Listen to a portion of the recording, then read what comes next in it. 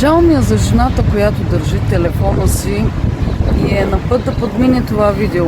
Ти наистина си благословена, защото точно ти видя това видео. Моля се Бог да ни показва това послание на всички, а на човека, който стои пред вратата на благодата и благословението. Позволи ми да отправя тази молитва за теб и твоето семейство.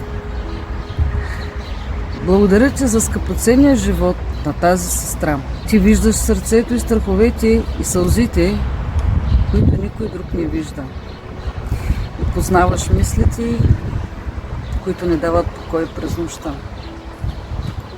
Моля те да косни още сега, очисти душата й и прости грешките от младостта, тежестите, които все още носи. Моля те също да простиш на нейното семейство, на починалите и близките, на тези, които са до нея сега и на бъдещите поколения. Нека твоята благодат бъде на този род от поколение на поколение. Издигни своя щит при всяко зло, проклятие и нападение. Дай ново сърце, изпълнено с мир и непоколебима вяра. Господи, благослови дома и пази децата и внуците й от слабост и загуба и ги покривай със своята светлина от дома и по пътя. Изпрати своите ангели, пазители пред дома й и закрили всяка тяхна стъпка. Господи, укрепи тялото и душата й, възстанови силите и върни радостта от живота.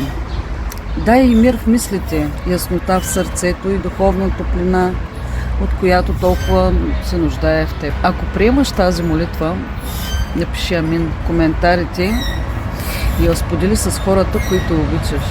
Ще получиш добра вест от Бога. Желаеш всяка вечер в 20 часа да четем Библията и да се молим заедно, да опознаваш Бога по-дълбоко и да се учиш да живееш под Неговото водителство.